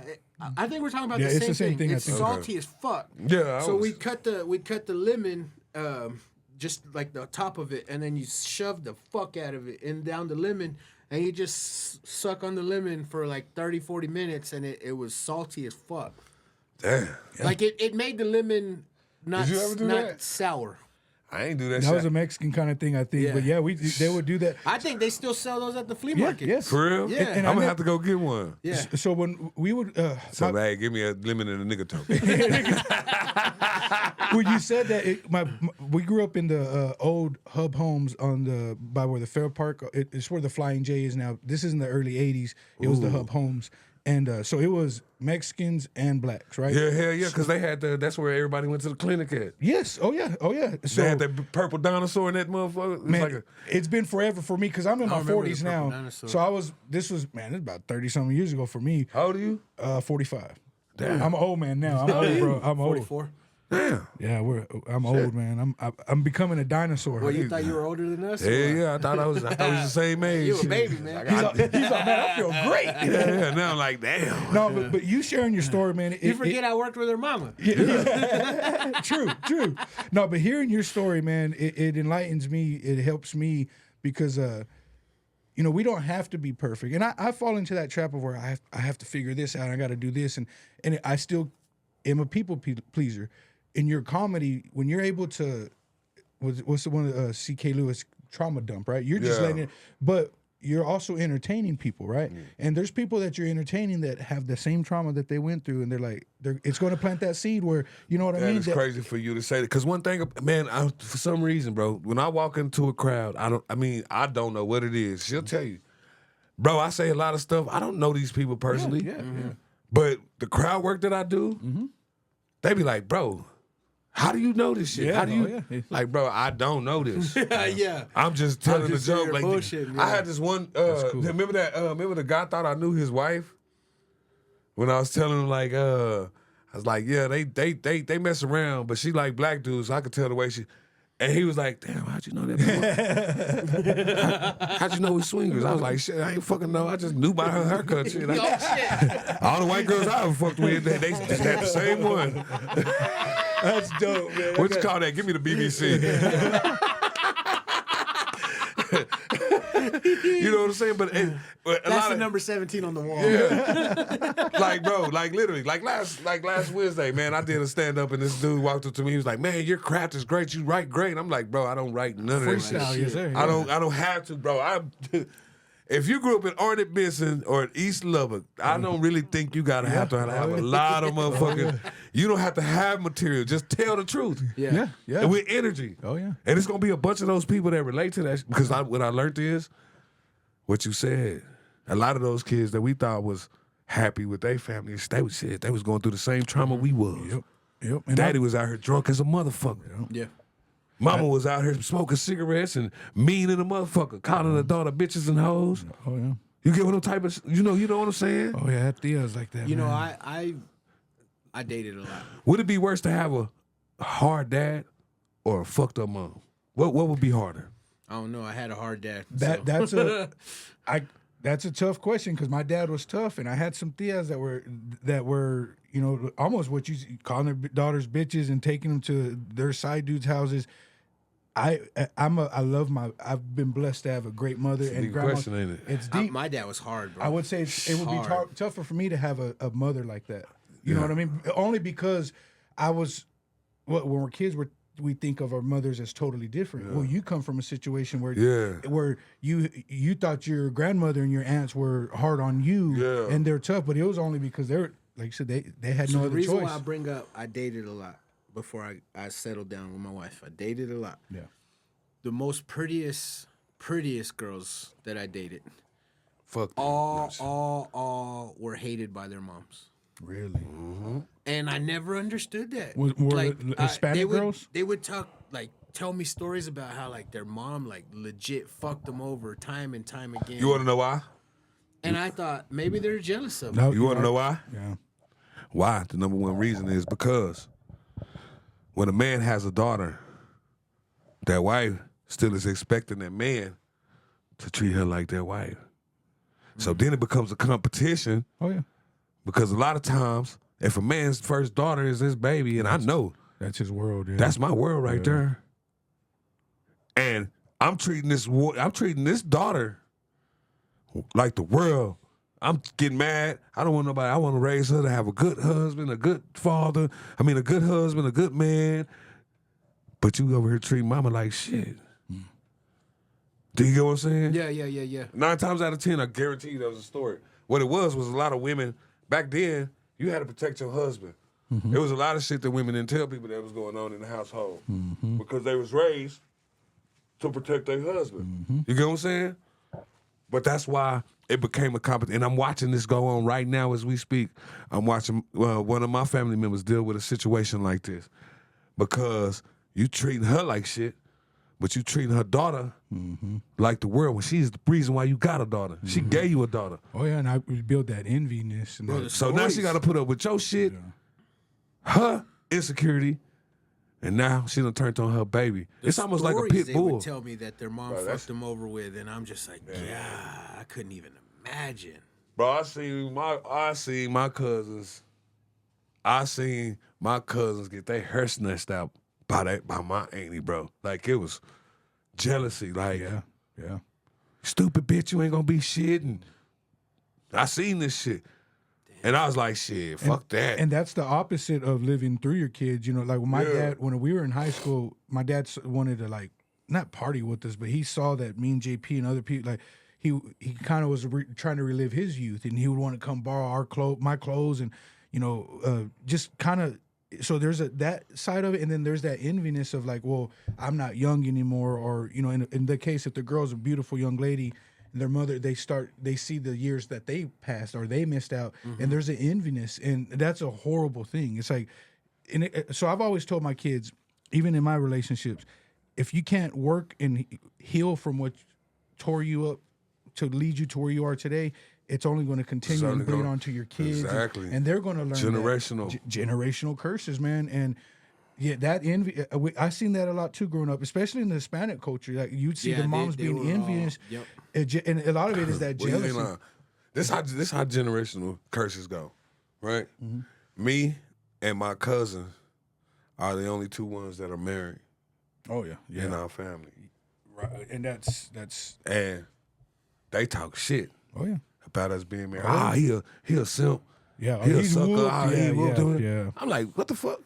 Who the fuck don't want to be fucking married? Like, bro, I don't want to live like. How can I complain about how I was raised, and I still want to live like that? Like you want to be the old single man in the club. Yeah, like. Yeah. And you have something they want, or not necessarily they want, but they wish they had. You know, yeah. Y'all gonna laugh about when I say this, but damn, at least I got somebody. I ain't gotta watch no flick or nothing. Goddamn, I got somebody. You know what I'm saying? You get what I'm saying? Yeah, Who wants to live like, bro? Like, you get to a point in time where you like, man, shit, bro. I'm telling you now, bro. all that shit that I thought in the club, the girls that I thought in the club, and I was just like, man, them bitches wasn't shit. Yeah. You know what I'm saying? Yeah, a lot of times people will be envious of what you have, and it sucks because in a perfect world, you like me, I get motivated. Like when I see my brother and his wife, I'm like, God, if that's what you want for me one day, I hope for that. I'm okay that I don't, but you know, it's, God go send you a boy. and you know what, I got to be patient, man, and I claim that, I claim that, and I got to quit being stubborn. I've shut the But door. you also gotta accept it, and I motherfucker. was just gonna say I've shut the door This on a dude lot of shut the women. door Yeah. on a lot Wow, of- you don't like fat girls? You better go with that fat girl, boy. No, I was in a mental spot that even though my ex fucked me over, I told JP before, and I've said it before, but it was off camera. I was like, man, I would have It was done a it. trust issue. Yeah, and I was hoping that she got her shit together because I was going to take her back. So, See. but her moving on forced me to move on. But you know? see, and see, my thing was, shit. That's how you gonna do me? Watch this. Watch it. Yeah. You know what I'm saying? I wish I Tit would. for Yeah. tat. Yeah, bro, and that shit became an addiction, bro. Like, Yeah. I don't even think I was doing it to have to bust. You know what I'm saying? I think I was just doing it because I was like, damn, I done been hurt by a lot of goes women back in to my what we family. said. You know what I'm It saying? goes back to what we said: hurt people, hurt people. Hell yeah. And it's almost like the comedy, right? We do things to please people. You were doing things just so it wasn't even for your own self gratification. It may have been to let other people know you're okay. I kind of fell into that trap too. You know what I mean? And then luckily my kids were young when this all happened, so I had to make that choice. I was like, man, I was chasing tail at church. You know what I mean? And I didn't want my kids to be that because they were going to church, and I was like, I don't want them to think they can go get part of my friend's dick at church. So I had to kind of own that, you know what I mean? And then my oldest turned out to be gay, so I was like, okay, I don't have to worry about that. She wasn't want no dick no way. she wasn't. Yeah, she was. Nowhere, not even church. No. Shit, she trying to get the Sunday school teacher. What the fuck you Oh man, bro, she is worse than my man. She's all like my dad and myself. And she gets good looking women. So Shit. everybody's like, she gets that from me. It's like, no, Hey. that skipped my generation. Hey, it was a point in time we thought our daughter was gonna be like that shit, man. I never forget this. I gotta tell the story. Can I tell it, baby? I'm gonna tell it anyway. So we go to fucking San Antonio, right? And my wife one of them type of people, man, that she don't, being a dad, bro, you already see shit coming. Oh, yeah. So I'm in her like, shit, telling her ass like, man, this motherfucker keep wearing my shorts. Every time I got a jersey, this motherfucker got my jersey on and shit. Nah, that's just her. She just a daddy's girl. I'm like, no, man, nigga, like. That's a stud. She rapping. I'm talking about, man. She's rapping. She got a motherfucking rap song that's so motherfucking hard. I don't think if a nigga heard it right now, he would not want to fuck with her. I'm like, God damn. I'm like, hold on. But so we go to San Antonio. Crazy shit happened. We down in San Antonio for spring break, right? Midas didn't put the plug back in the oil pan, so Oh, ain't that a bitch? I drive all the way to San Antonio. And the car fuck up. Y'all saying ooh, but this was a God moment right here. When I say God, that was a week. Am I lying? That was probably the week that God jailed us as a family. Oh, okay, yeah. Because we stuck in this fucking room. I'm fucking annoyed. God damn it, I'm annoyed because I'm used to them being in the room. I could watch football and whatever. I'm fucking listening to all this goddamn shit about feelings and shit. The fucking dog. We got a fucking dog. This motherfucker.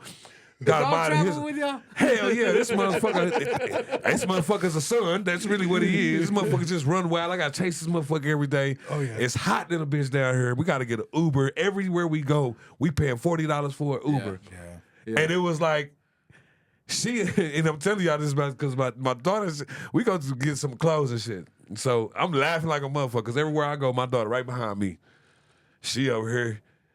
She pulled these out. She like, Sherrod, you think she'll buy them for me? And I'm like, shit, get them. Shit, you gonna argue anyway? Because my daughter's gonna argue her point to the point where you gonna be like, her motherfucker. Yeah. Just shut up. Just shut up. Yeah. She goes, what she have on? She had on some green pants, a turquoise blue shirt, 2 different color socks. And we standing at the river walk, and she going off, you ain't get out the fucking car. I'm over here sick like a motherfucker. But every other kid I see walking around the river walk got the same shit on. Oh shit. I'm like, what the fuck? And so I just told her, baby, I don't think she gay. That's just what the fuck they do. This is what they wear. Man, we get to looking around. I'm like, God damn, these kids are fucking crazy. But it was like, man, I'll tell you, like, man, that was a point where I really understood to be like, as mad as I be getting, I be like, man, this shit really funny. Watching her and the daughters argue, that shit be funny as shit. Because I be like, boy, I'd have been there knocked the shit out of my son. I'd been there knocked that motherfucker out the motherfucking room, boy. And when she just be, and it's like, I used to be mad, but then my daughters came. You know what I'm saying? I'm like, man, this ain't just her kids. These girls is fucked up out here. This shit is hard. Like, Nick, I agree. Yeah. I got rid of my female dog. There was so many women in my house. Hell no, shit. Everybody's all in sync. That bitch with the bleeding having problems. Oh no, man, you gotta go. That's you. But I'll tell you a funny story, man. We got this fucking dog, man, and we called him Birkin. And this motherfucker right here has got him bound in his zone, bro. And so we walking through and there was a funny shit. We sneaking the dog off, because at the Hilton, you got to pay the extra $150. yeah. And I'm like, Oh, yeah. shit, no, we done paid $1,000. Yeah. Put this motherfucker in the bag and shit. I'm trying to hide this motherfucker. I got a sack of weed up in the motherfucking shit. This motherfucker, we walking through the hallway, and I see the sack of weed fall on the ground. Grubbing. I picked this motherfucker up, and this motherfucker sitting here high as a bitch. I never told her this. Niggas high as a motherfucker. He sitting out there looking and shit. You got it to your bud. Man, that motherfucker was high as a bitch, man. So we got to go to the airport the next morning, right? I'm like, damn, I hope this motherfucker ain't got no weed in his fur and shit. So I'm going to the bathroom to check him before we get up there and shit. I'm telling you, this motherfucker was like, yeah, I got your ass. You gonna give me this shit, watch this. So I got to go take him to the restroom and shit. And you know how big, have you ever been to the airport in Austin? No, Yeah. but That motherfucker is big, bro. Yeah. That is big, bro. That motherfucker at least 3 miles long. I don't give a damn what nobody say. We walking, man. We gotta take him to a dog bathroom. So you gotta get him off the leash. I'm like, man, I know this motherfucker. But I got pissed too. So I was gonna go pee with the dogs. But this lady walked in, I was like, fuck, I gotta go to the bathroom. I go to the bathroom next. I was like, motherfucker, you better not leave. He's like, bet. I go to the bathroom, bro. Come out this motherfucking bathroom, and he's sitting right here at this door. Like, this motherfucker waited for me to come out to be like, watch this motherfucker. You have me in his bag all day. Watch this. Because we got him in a bag because the only way you can get him. Yeah. This motherfucker took off running, bro. And it's state troopers in gray hat. They got these dogs. And instead of these motherfuckers helping me, these motherfuckers laughing like a motherfucker. I'm 6'3", I'm 240, I'm sweating like a motherfucker, He bro. waited for you to come out so you could chase Man, him. this bitch ass motherfucker, and then ran right to her.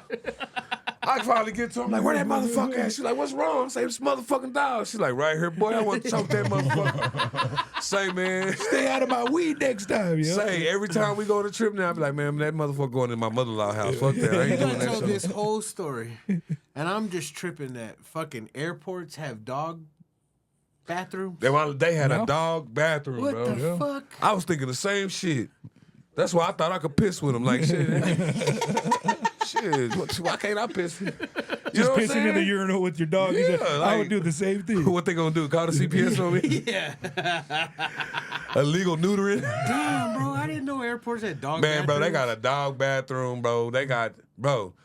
Did y'all see the new law that they passed? No. Like, if you got a pit bull or something, you gotta have $1 million insurance on them.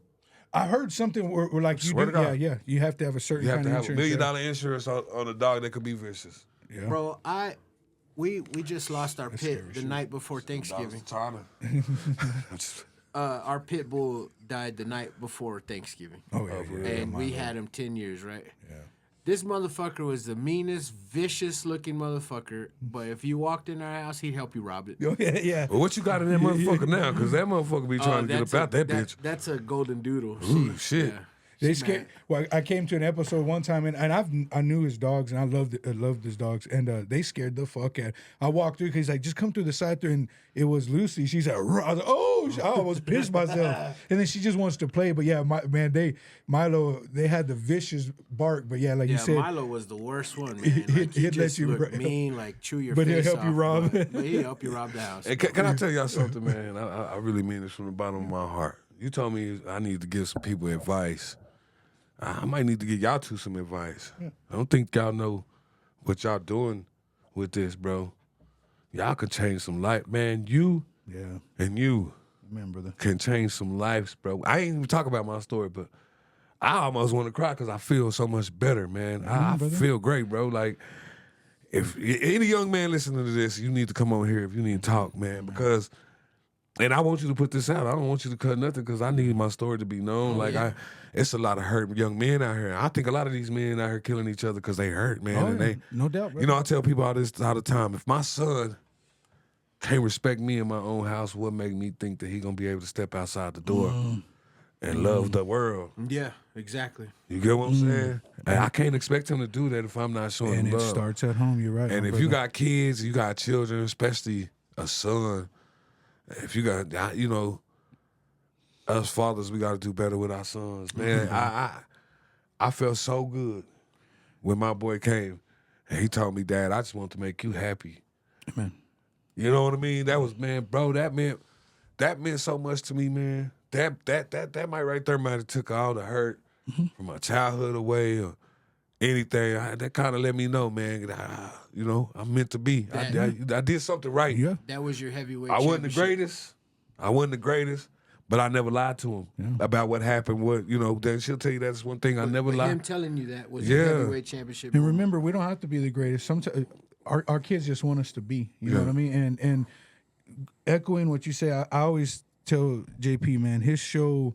I think, you know, jokingly he said he was going to call this place the Truth Studio because, man, it's like You want to tell the truth. and when you leave here, tonight, my brother, you get to walk with your shoulders and your head held a little higher because one, you're able to get this off your chest and have some healing. But I promise you, somebody's going to listen to it. It may be this when he posted, or it could be a year. We don't know. Somebody's going to hear your story. It wasn't and they're meant for me gonna to come relate. Sunday. It was meant for me to come Amen to today. that, brother. Amen For to real, that. for real. It was meant for me to come today, man, because I couldn't even fake it. You know what I'm saying? I had to be real with you today. Like, I didn't want to come, bro. I did not want to come. That's when you knew you That's needed how to be pissed off I've been today. Like, I didn't want to come, bro. Like, I just like, fuck. But I feel better. I'm happy, bro. I feel a relief. I'm glad you and, came. and I know the one thing that I did do right was I didn't never lie to my son about the situation of why.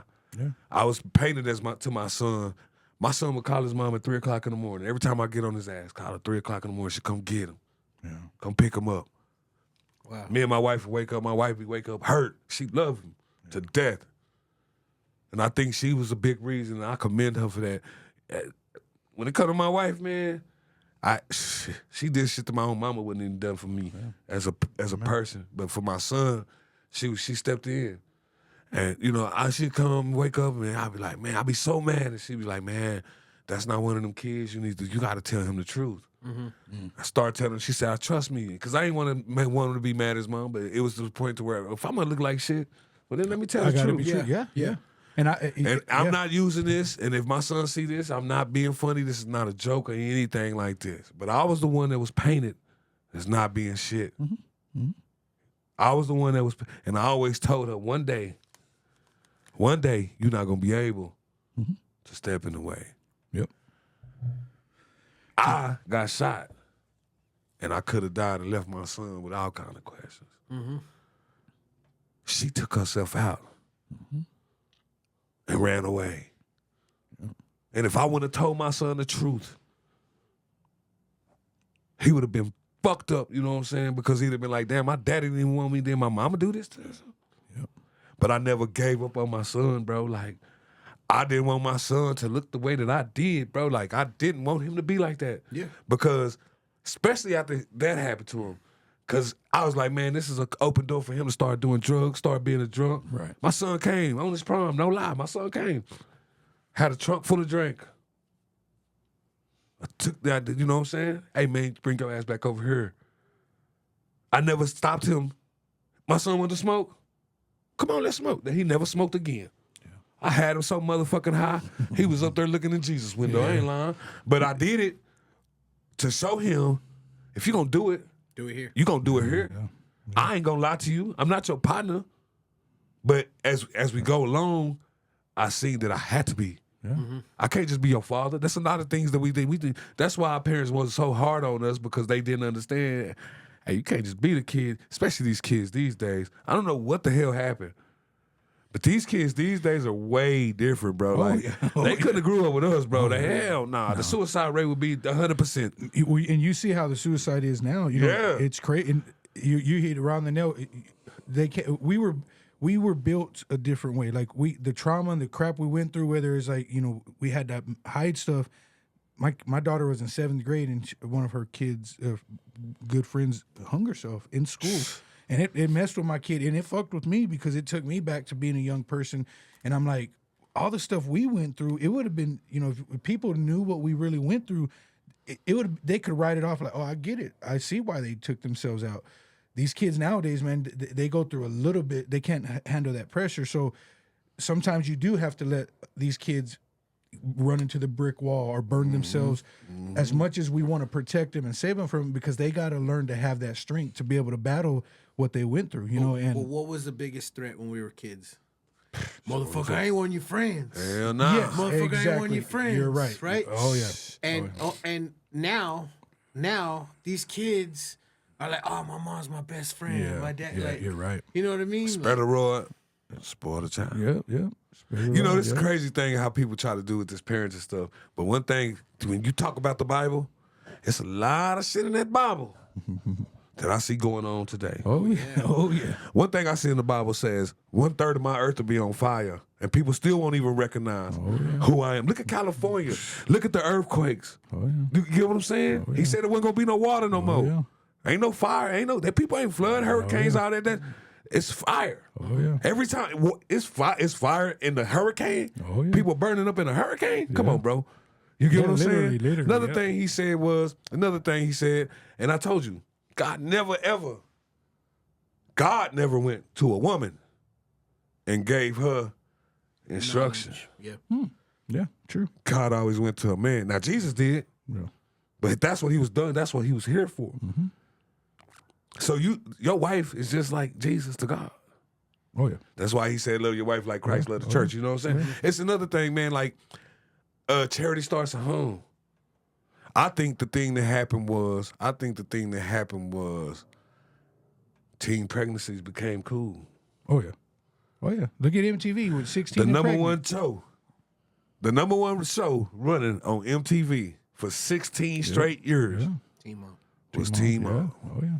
But you made a lasting impression on what you said when you said, back then, it was shameful to be a hooker. Man, Back bro, then, you it was shameful to be a drug yeah, addict. Oh yeah. And now it's glorified. Yeah. Like, to be honest with you, man, to be honest with y'all, we didn't know that our mama was on drugs. Yeah. Yeah.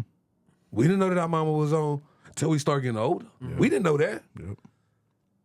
And that was a good thing that we didn't know that shit. Exactly. Now they. You know what I'm saying? Now motherfuckers out here going to do ice with their kids and shit. Oh yeah. You get what I'm saying? I had a dude, man. I work with a dude, man. He told me the first time that he ever smoked ice he was 8 years old. That's nuts, man. I got a friend right now that his cousins, his mama's husband started him to smoking meth. I can love my mama. I remember this one time.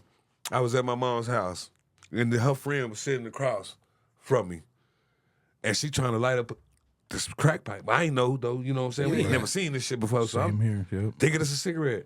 My mama whooped her motherfucking ass. She kept saying not in front of my son. Yeah. But I'm 8 then. My mama whooped her ass. So I asked my mama, I said, man, mama, back in the day, you whooped so-and-so ass. She was like, yeah. Because she tried to disrespect me. She said, I ain't give a damn what I did. It's some shit that I don't want y'all to do.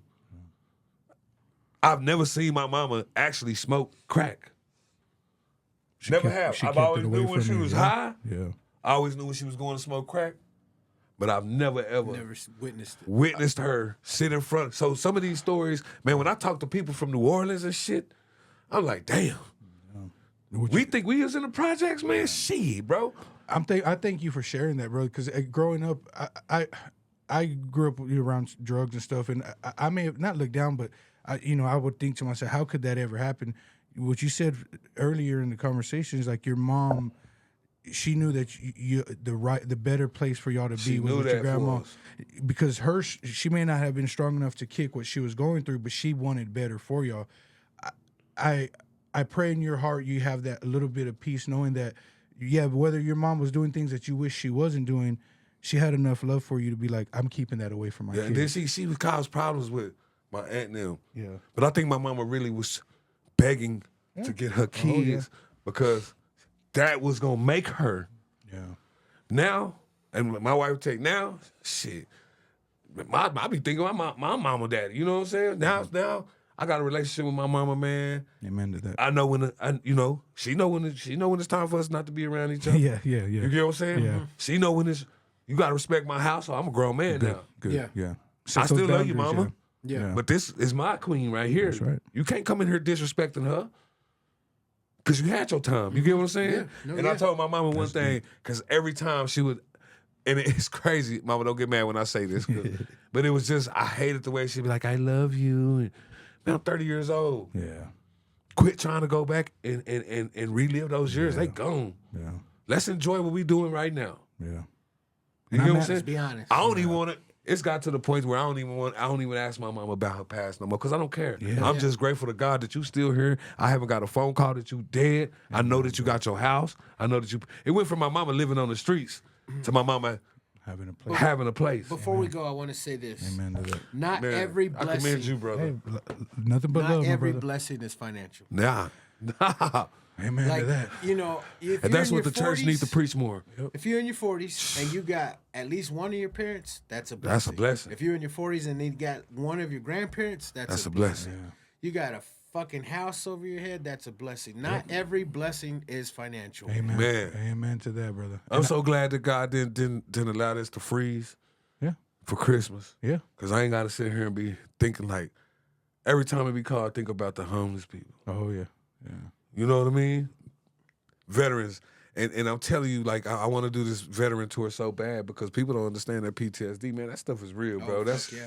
But I don't think it's just from being in the army or being shot. Hell nah, man. You deal with post-traumatic stress from anything that hurt you in life that you never got over. Yeah. Yep. And I appreciate y'all as men, man. I'm telling y'all. I think, man, I don't know. I don't want this to be the last time we talk, man. 'cause, Hell nah, it's first of many, bro. you know, it's a lot of people that do these podcasts, especially in Lubbock, Texas, and they wanna orchestrate it, and that's why I don't do it because I'm like, man, I don't want to talk and have to worry about what I'm saying. I just want to be honest. That's what I love about his show, man. He and I pray you know you see it now, but I told him I don't even know if you know how you have a gift, and I think say it, I'm gonna blow smoke. Tell you, brother, I love you. You have a gift to open up your heart, but also your studio to somebody to be able to give themselves. And like I said, your story's already touched so many people and it's blessed me. I've had people reach out to me and say my story's so your story's about to change somebody else's life, but it's also going to strengthen your life, brother. You being honest, you have your wife here, you being open and honest. I promise you, somebody's been praying to hear this word, and they're going to hear. And it may be next week, it may be in a month or two, it may be a year or so. Somebody's just going to go through it, and it's going to continue to bless people. So I'm proud of you, my friend. I hope my dad see this. Amen. I just want you to let you know, Ronnie Davis, I love you, man. I know I ain't been the best, but I love you, man. Amen, brother. That's all I gotta say. Hell yeah. I really we'll love my end on pops. that note, man. And yeah, man. And hey, get you some help. You more of a man. You become a real man when you can honestly say that you a hurt man. Yeah. So get you some help. Fuck yeah, bro. Come holler at JP, man, if you got something to say, man. For real, man. For real. Hey, we need to call this. We need to call this the doctor's office. That's what we need to call this. So, For real. guys, man, come on out. Yes. January 17th. See this man in action. Like, legit. The lineup has already been set in stone, and I can now say it. My man is the headliner. Oh, you gonna let me headline? Already. Come on out. Oh, I can't wait. Come on out and watch the headliner do his work, man. say, man, let me tell you something. January 17th, Doggy Dog. January 17th. That's the first show. I ain't booking nothing else. I already told him. I got a green sweater that I got the other day, and I told her, don't touch this motherfucking sweater. Because when I put the sweater on January 17th, I promise you I'm going to give you a show. Hey, bring your baby mama, your sister, your friend, your dog, your cat. Bring some big girls. It don't matter. Hey, I'm Sweat Chuckles. I really do this. I'm going to be authentic. It's going to be some crazy stuff. But I promise you when you leave, you'll be laughing, man. And that's one thing I want to do is let you know, come out to the show. It's a lot of people talking. Tickets going fast. Let's go. Let's get it. Man. Soggy dog. I can't wait, man. And thank you, man. Appreciate you, man. I really appreciate you, bro. I appreciate you for saying, I didn't want to fucking come today. I didn't. You know, because that's real. That's You some didn't real either, shit. did you? No, I'm always down to Oh, do okay. this. I was like, shit. I'm always down to do this. Yeah. But I get it. There's some days that I don't want to do some shit Yeah. that I've already said I do. Yeah. Fuck, dude, that's badass. You can't keep holding that stuff in, man. And one thing about it is, they say real recognize real. When I walked through this door, I was like, shit, I think I want to tell it here, man. I can be authentic. You know, I tell these young men this: get around some older men that's been through something. Sure.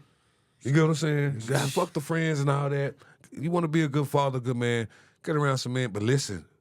Yeah. You get what I'm saying? You got to listen. So.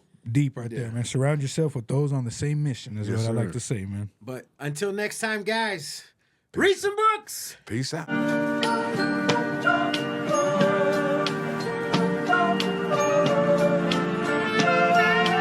Cloud City.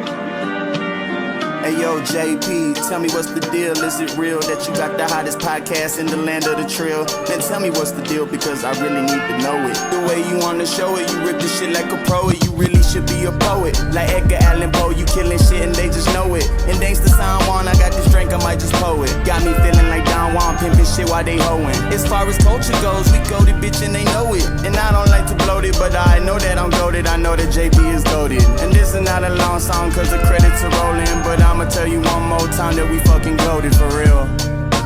Best podcast for real. Man, what's the fucking deal, yeah? Like, tell me what's the deal? The best podcast in the West, man, the king of the trill, for real. Jackie, man, told him for